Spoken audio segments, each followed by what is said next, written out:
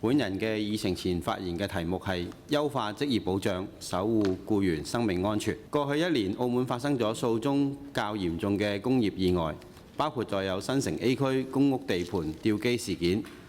新口岸大廈冷氣技工高處墜落、酒店升降台事件、碼頭工人不慎墮海意外等等。相關事件令人痛心。事件亦再次提醒我們必須審視現行嘅職安健制度，特別係高風險同埋特殊作業環境下是否具備足夠保障並有效落實。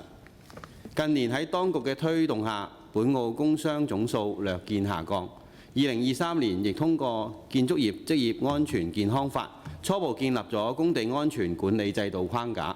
同時積極舉辦咗培訓講座，提升業界對化學品嘅處理、起重操作同埋防護裝備等風險嘅認識。但隨住新業態喺本地興起，例如外送平台配送員長期處於戶外環境，需要面對交通風險、天氣變化同埋裝備缺乏等問題，但行業保障不足、責任界定模糊，令不少僱員處於保障嘅真空。另一方面，職業病及工傷賠償制度自實施以嚟已經超過30年，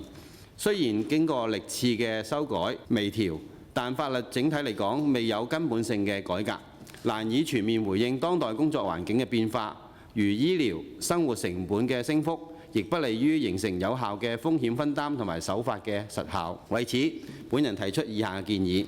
一、針對高風險作業嘅環境，建議當局聯同有關嘅部門檢視並完善特定行業嘅安全操作細則，特別係針對夜間工作嘅風險評估同埋應對機制。同時推動僱主定期安排職安健嘅培訓，提升員工風險意識同埋應變能力。二、推動研究新業態職安健規範。澳門現時對平台經濟下嘅新業態模式，如外送員，雖然缺乏明確嘅責任規範與保險制度，建議就工時安排、事故處理、保險保障等方面設立制度框架，為新興行業嘅工作者提供基本嘅保障。三、建議當局全面檢討職業病及工傷賠償制度，喺改進嘅大方向上，不應該只局限於賠償金額嘅微調，更重要嘅係結合當代工作環境同埋通脹變化，喺制度設計、理賠程序、風險分擔機制上進行現代化嘅改革，務求提升僱員嘅保障實效同埋公平性。總括而言，職業安全不應該流於口號，更需要當局同埋業界攜手合作，透過恆常性嘅制度監管同埋宣教全方位配合，先至能夠共建一個更安全、更有保障嘅職業環境。